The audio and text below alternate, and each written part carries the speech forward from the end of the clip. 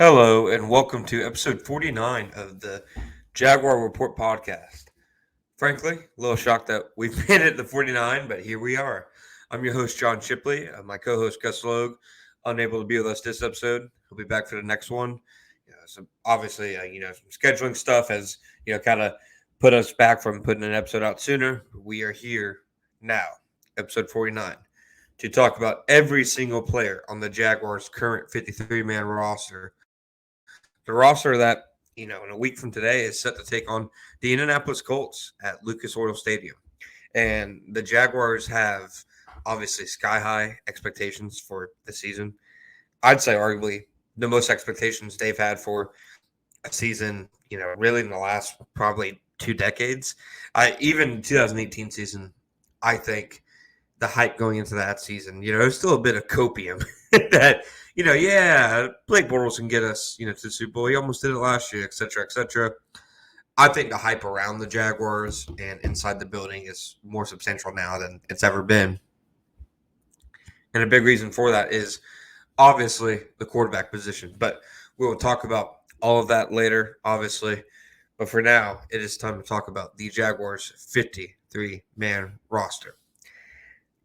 The first place to start is always the quarterback. And, after Trevor Lawrence, narrowly made the roster this season, joining him is backup quarterback C.J. Beathard. Jaguars ended up carrying two quarterbacks instead of three. And I thought carrying two quarterbacks, was always the obvious move for the Jaguars. I really think that, there's a big misconception with the third quarterback rule. So the actual rule is, you have to if you want the third quarterback active, he has to be on your 53-man roster. But if he's active on game day, he doesn't count toward your active game day roster, which is, obviously the near 50 players. So not all 53 players are active on game day. So that means you can have a third quarterback active and also have maybe an offensive lineman that would otherwise be inactive. I think that a lot of people think that means that, okay, you can have a third quarterback and he doesn't count at all towards the 53-man roster.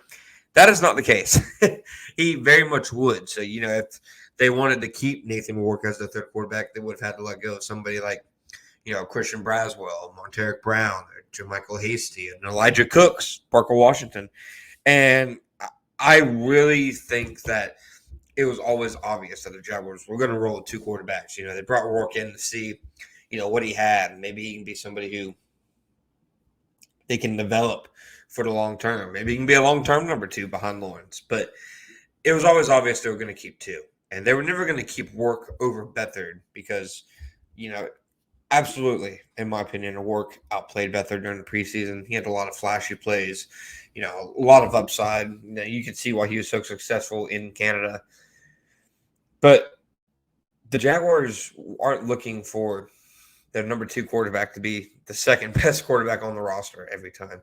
They're looking for him to be the best backup quarterback, the best quarterback who can help Trevor Lawrence prepare each week, the quarterback who can really be there for Trevor Lawrence weekly and offer the most to him as his backup. That's the thing.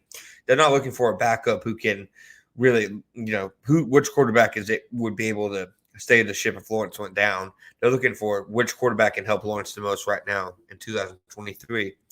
That's the role C.J. Beathard plays for the Jaguars offense each and every week. And if you want to talk about, a quarterback who's more equipped for that role, Beathard has a lot of experience. He has, a long rapport with Lawrence. He's been a starter in this league. And I really think that, Work, it was just a signing where when he was signed, it was just obvious that this was how things were going to go. But I will say the Jaguars, did make the smart move by carrying two quarterbacks because they knew Work wasn't going to be claimed on waivers. Not many quarterbacks are claimed on waivers. You have to be a recent, somewhat significant draft pick. Matt Corral the other day, he was, a mid-round pick. Somebody like him, if he's out early on, then teams will probably add that guy. But teams, they have their first and second quarterback spot set. A lot of teams aren't carrying three quarterbacks. So it really shows you, that the Jaguars, they made the right call on, at very least the quarterback position. that brings us to the running back position. And, this was one of the only spots we got wrong on our 53-man, roster prediction. I didn't have Jermichael Hasty making the roster. He obviously made it, and it in some ways it's easy to see why. The coaching staff has always been, big Hasty fans. I think that Press Taylor, especially, really likes what Hasty can do. You've seen Hasty even in the first preseason game when the Jaguars got in the red zone and they went empty. Hasty was the running back who was on the field, not Travis Etienne, not Tank Bigsby, obviously not Dearness Johnson. So you've seen Hasty get some run. He was with the offense in the final significant drives versus Kansas City Chiefs in the playoff game. So he's the most experienced and the oldest guy in that room. But I felt like the course of the preseason, you really saw Dearness Johnson, leapfrog him for that, not only that number 3 running back role, but his role on special teams. Most special teams have at least one running back on it. At least the Jaguars have, last year with Heath Farwell. And last year, it was Hasty. Right now, it's Dearness Johnson. Dearness Johnson earned that role. Obviously, he earned that number 3 role. He was somebody who I didn't go back and forth on him being on the 53-man roster. He felt like a lock after the preseason.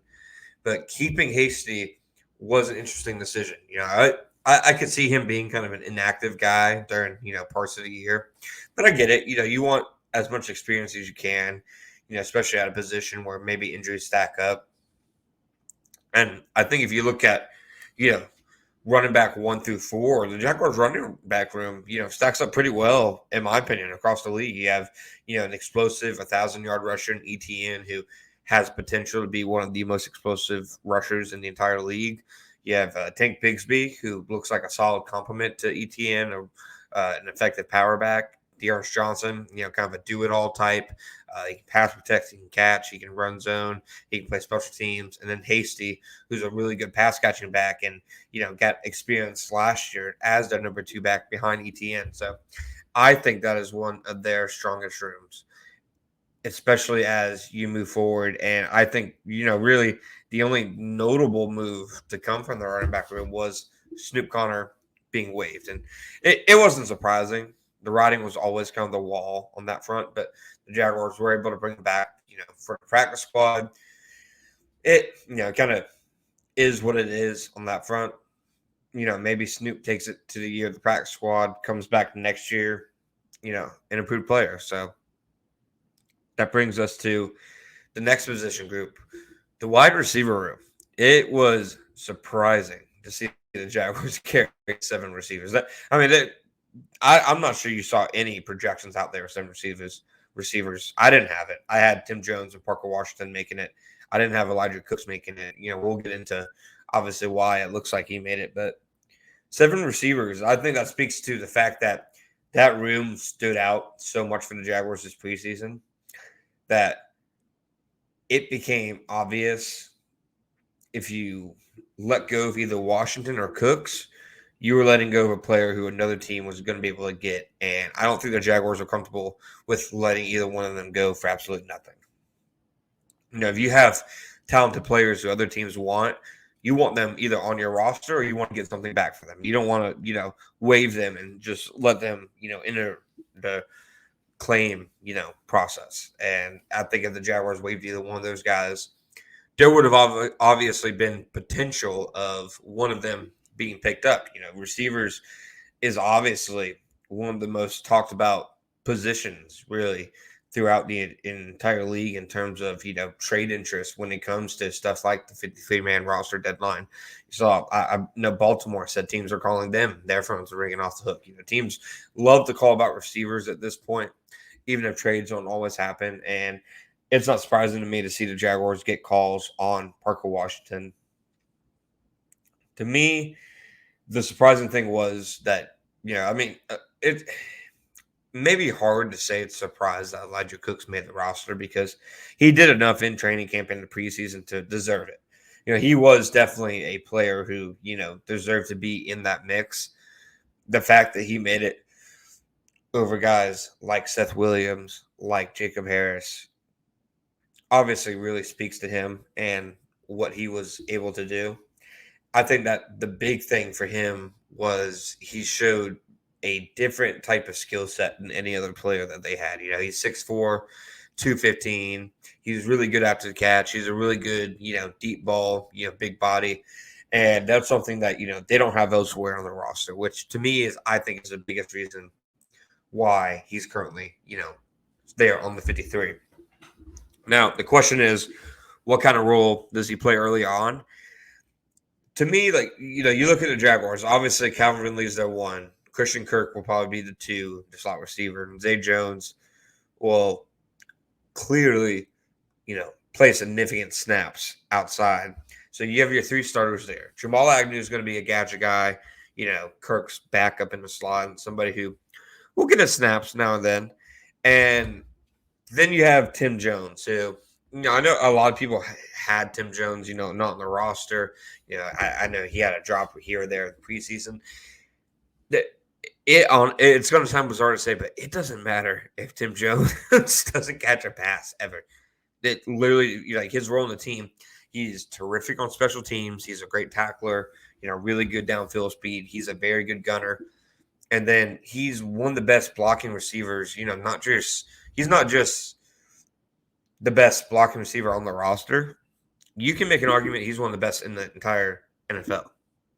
And I think you put those two things together. So what if he doesn't have the most consistent hands? So what if he didn't, obviously had a big touchdown against Miami, but so what if he didn't show up as much as some other guys? He has a very clear and defined role on that roster. And I think he's somebody who really does a good job of making the most out of his opportunities. So it wasn't a surprise to me to see that he made it. To me, you talk about the hierarchy, he's the number 5 to me. I expect him to be active over, the two young guys. But moving forward, obviously maybe Cooks, the hope with Cooks, at least at this point, is that he's somebody who you bring him now, he can develop as you move along, as you move into year 2 and beyond. He's somebody who you stash him now, he comes back next year, and maybe he can take a leap like, Gregory Jr. took. Like it looked like Garrett Prince was taking. We'll obviously get to him. And I just think that, keeping him around for the long term is smart, even if they had to do some, roster management to really make all the pieces work, if that makes sense. So next, the tight end room. That wasn't, in my opinion, anything to really talk about other than the top 4 tight ends on the roster. Their issue now, to me, obviously, is Garrett Prince signed Kansas City Chiefs practice squad. He's somebody who, they've said that they wanted him on their practice squad. He's somebody who they wanted to keep. It just didn't work out. And I think a lot of the people assume that when a team waives a player, then that player, if he's not claimed, will just automatically end up on the original team's practice squad. And that's not the case, because 2 things have to happen. A team has to have interest in adding the player, and then the player has to agree to it and sign the deal. In this case, the Jaguars obviously had interest, but Prince, it looked like had other offers on the table.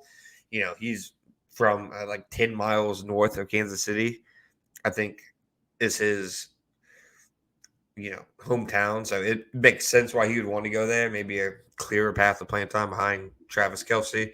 I don't know their tight end depth chart really looks like. But, it to me was probably the most surprising thing, of the 53-man roster that he didn't make the roster, because it just looked like, and everybody made it sound like, the plan was, 4 tight ends on the 53-man roster. And because, of Elijah Cooks really establishing himself, and because, they wanted to keep 4 running backs instead of 3, and they didn't want to lose Hasty, it looks like, they really picked Cooks over Prince. And, you look at the practice squad, and that's really probably one of their most underrated holes right now, is now that number 4 tight end role. Because you look at the practice squad, it's Josh Peterson and Derek Parrish. If they have any injury at tight end at all, then, one of those guys gets elevated, and I'm not sure that's ideal, obviously for them. The one thing is that unless the Chiefs protect Prince, the Jaguars can sign him to their active roster from Kansas City's practice squad, but teams can protect 4 players per week. They could just protect them and make it impossible for the Jaguars to sign him. So that was definitely the most surprising thing to me. But I mean, you look at it, and the numbers game is the numbers game. Prince wouldn't have played with the Jaguars this year, even if he made the roster. But he definitely was somebody who, to me, looked like a lock through the first half of training camp. He did disappear a bit during the preseason, but what are you going to do? That brings us to the offensive line. You have Walker Little, you have Ben Barch and Tyler Shatley, Luke Fortner, Brandon Sheriff, Blake Hance, Cole Van Lannon, Anton Harrison. You have a group there that I think has certainly potential, but I do think that Josh Wells going on injured reserve is maybe a bigger storyline than people know, or at least think of right now. I think the Jaguars' offensive line is going to be better than any outside, opinion or outlet seems to have. But I also think that if there's any position of worry on the offense, it's the offensive tackle depth. What happens if Walker Little, Anton Harrison, God forbid, have to miss any time before Cam Robinson returns, because of Josh Wells' injury, and he, obviously not a starting tackle caliber player, but he's a good swing tackle. And if he had to go in there for a pinch, he's experienced enough to do so. Now it looks like Blake Hance is their top swing option. Cole Van Lannon's another guy. Well, obviously that changes when Cam Robinson returns at the week 4. But for right now, I mean, that to me is the biggest story on the offensive line. But I actually think their interior depth is better than people probably give them credit for. I think Barch and Shatley, every offensive line, you're not going to have player 1 through 5 be, all studs. It just doesn't happen. So every offensive line is going to have at least, one weak spot, and that is going to be one for the Jaguars offensive line. I would guess it's left guard, but, they can work around that. They don't need an all-pro player at left guard. So I think that their interior depth, with Shatley and Barch is better than they give credit for. Shatley's obviously cleared to play. Barch looks like he's back. He played well versus Miami. To me, the most impressive, guy who made the 53 was Cooper Hodges. He obviously is on the in-season injured reserve right now. He's out with a patella injury for a, undetermined period of time. It seems like the Jaguars, the reason he's on in-season IR and not the season one is because they want him to practice at some point this year. I mean, he earned that because in training camp, he was very impressive. I mean, he looked like he had NFL, ready strength. He was really good on the move. He was solid in pass protection. He had a really good showing in week 1 versus the Cowboys in the preseason. So he's somebody who definitely earned that spot. And the fact that he was placed on in-season injured reserve, I think is a good thing, for him. So that's all we have for the offense right now. We will be back after some words from our sponsors. Hello and welcome back to the Jaguar Report podcast, brought to you by John Shipley's Voice Cracks. We just went over, the offensive roster. Now it's time to, talk about the defense. And this is the area that I think, if you had to classify like areas of concern, at least, among people who look like they follow the Jaguars, it's probably the defense. And we'll obviously talk about why. On defense right now, the defensive line, Roy Robson-Harris, Jeremiah Ledbetter, Foley Fatukasi, Adam Gotsis, Tyler Lacey, Angelo Blackson. Devon Hamilton will join them at some point. He is obviously the key piece of that room. To me, he is their best interior defensive lineman. He looked like he was ready to have, maybe even a Pro Bowl type season. I mean, that's really how good he was in training camp. I've seen Devon Hamilton in training camp every year of his career, and this was a different Devon Hamilton. He had taken the leap, and he was playing a little bit different of a role, more penetration than just pure nose tackle. They put him at defensive end, so he was able to be a 3 technique in some looks, and he was just devastating as a pass rusher. And them not having him for at least the first month of the season is a big blow. I do not think there's anything that you can say to mitigate that. Yeah, Jeremiah Ledbetter looked solid in the preseason, but Devon Hamilton, had a chance to be, one of their best defenders overall this year, up there with Tyson Campbell and Josh Allen and Foye Oluokun. So he is a significant loss for the first month of the season, especially, week 4 when they play Atlanta. That's not an ideal week to not have your best defensive lineman. I mean, that's a room that, Gotsis and Lacey are solid depth. Ledbetter had a really good preseason training camp. Maybe he's a guy who, he can be a late bloomer and really take off with them. Mike Caldwell knows him well from, from coaching him when he was in Tampa. He has some scheme versatility. They think he can play nose tackle. He can play 5 technique. He can play 3 technique. So there's at least some potential there. And he did show up at times, even before his dominant performance against the Lions in training camp. And after that, it just seemed like his arrow was firmly up. So they do have some nice depth pieces, but a lot's going to ride on Foley Fatukasi and Roy Robson-Harris. And Fatukasi is somebody who, we'll find out this week what his status is for week 1, but he's dealing with, an injury in his own regard. And if they're missing him and Devon Hamilton in week 1 against the, Indianapolis Colts, that's not ideal for the defense. It's far, far from it. And that brings us to the next room, the inside linebacker room. You have, obviously, the starters in Foye Oluokun. You have Devin Lloyd, Chad Muma, Shaquille Quarterman, Caleb Johnson. It's a position group that I really think that had Ventrell Miller not gotten hurt, you would have seen, obviously, him on this list instead of maybe one of Johnson or Quarterman. But, these are 5 guys who it's all their second year in the system. It's all their second year with Mike Caldwell and Tony Gilbert, the inside linebackers coach. For Quarterman, obviously, he's been Wilbert even longer than that. I think, that room having the most continuity is a good thing for the Jaguars because that's the room that they really need to see take a step this season. And, Caleb Johnson and Shaq Quarterman are going to be, strictly special teams guys. So you have your main 3 guys there, and Devin Lloyd, Muma, and Oluokun, obviously being a starting middle linebacker. It, remains to be seen, how they would manage, a potential, okay, let's get Muma on the field more. But right now, all the chips are pushed in on Devin Lloyd. Devin Lloyd needs to have a big season because they're obviously banking on it. Devin Lloyd needs to take the second-year leap that they saw guys take last year, that they're, hoping even more guys take this year. And he's all training camp, it wasn't a competition with Chad Muma. It wasn't. It was Devin Lloyd's position, Devin Lloyd's job. That was never, not going to be the case. And I thought he had a really solid training camp. He looked like he was playing faster, much more confident, much more instinctual, just really being more efficient with his movements, his reads. Even when he got beat, it seemed like he was at least in the right spot. And I thought he had a solid, preseason, not a lot of things really for the starting defense in general, really to glean, from the preseason. But he's somebody who they're going to need to take a big jump. And I will say the early returns on training camp were positive.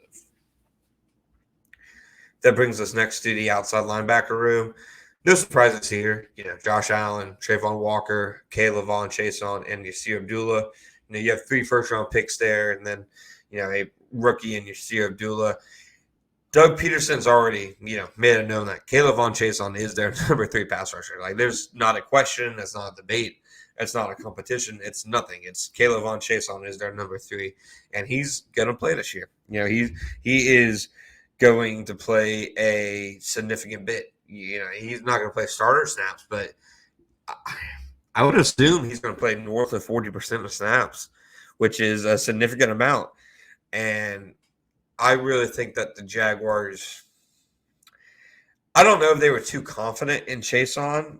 I think that maybe they undersold what Arden Key gave them last year, and in their mind, they're like, okay, we can get DeJuan Smoot back after the first month of the season or so, and you really just have to replace Arden's production. Maybe you can do that with Chason and Abdullah, etc. I really think that it's kind of underrating what Key brought. He was an incredibly efficient rusher. He was one of the most efficient rushers in the NFL if you consider the fact he didn't play full-time snaps. And for them to lose him and to attempt to replace him with Chason is a bold move. isn't one that training camp or anything we saw in preseason suggests will happen. And I mean, the reason, Chason isn't a bad player to have on your roster. Yeah, he was a bad first round pick, but he isn't a bad player to have on your roster in general because he's a really good special teams player. He's a really good locker room guy. He plays with high effort, but he shouldn't be your number 3 edge rusher. Number 4 is probably where it should cap out. And he's the number 3 because you see Abdullah, for as impressive as he was in the preseason with 4 pressures, a sack, and an interception, he's still a little bit of a project on the edge. I think Doug Peterson even kind of alluded to that in his press conference the other day. They like what Abdullah brings to the table, but for right now, he's still somebody that wanted to bring along slowly. So Abdullah, I'm not sure exactly how many defensive snaps he'll even get during the regular season because that role is going to be Chason's, and then you're adding Smoot into the mix after week 4, and it seems obvious that's the path they're going to go. So those, to me, are the biggest questions that they have on that side of the ball is who's going to step up and help replace that production that they got behind Josh Allen and Trayvon Walker last year. And then there's Trayvon and Josh to begin with. What can they really, bring to the table? I mean, close to a dozen sacks combined last year. I think the Jaguars would hope for that to increase by a good bit this year. Josh Allen playing in a critical contract year. This is his chance to really put up some great tape and have a chance to cash in next season. I think that he has the potential to obviously have a double-digit sack season, but to have the best season of his career, I thought he had an excellent training camp. And you can tell he's just playing and practicing with a little bit of a chip on his shoulder. And then Trayvon, I'd be fascinated to see what the fan response would be if Trayvon ended his rookie year with, say, 6 sacks. Because to me, if he can increase his pressure numbers and his efficiency and keep his run defense the same, and if he finishes with 6.5, 7 sacks, that's a good season for him to me. And that's not to lower the bar for him because he is the number 1 pick. He should be impactful, but the type of player that he is, if you go into the year hoping he's going to get double-digit sacks and he's going to, be Aiden Hutchinson, just rack up, clean like a bunch of sacks, even, some cleanup sacks here and there, I don't think he's going to be that player. He's a player who impacts the game in overall, role against the run, creating for others. And I think the big thing with him is just increasing his snap to snap, pressure performance and not even getting a ton of sacks. So that's my stance on Trayvon season. I know it's probably not a popular one, but if he gets 6 sacks but increases pressures and his overall efficiency, I think that's a good season for the type of player that he is and for the type of player that they use him like. So that's just my stance on it. That brings us to the cornerback room. The Jaguars, carrying 6 corners. Obviously, Tyson Campbell, Darius Williams, Trey Herndon. Those are your 3 starters. Doug Peterson already named, Trey Herndon the starting nickel. That's always been known. Nobody took any role snaps there really in training camp other than Greg Jr. Minimally here and there. And then behind those 3, you have Greg Jr., you have Christian Braswell, the rookie from Rutgers, and you have Monteric Brown, day 3 pick from last year. To me, that's an exciting cornerback room. I know there's not a lot of depth behind the top 3 guys. I know Trey Herndon is somebody who the fan base loves to rag on because when they played the Cowboys, one of the few teams in the NFL with a slot receiver who's the number 1, he had some issues, here and there. But I overall think this is an interesting cornerback room. I really do. I think Tyson Campbell and Darius Williams are 2 good outside guys. Trey Herndon can be, a passable, nickel corner, especially in a zone-heavy scheme. He tackles well. He blitzes well. Yeah, he's not the fastest guy, and he's going to struggle against teams who have guys like, a CeeDee Lamb. But not every cornerback on your team needs to be, Darrelle Revis. But behind them, Gregor Jr. showed a lot this training camp, a lot in the preseason.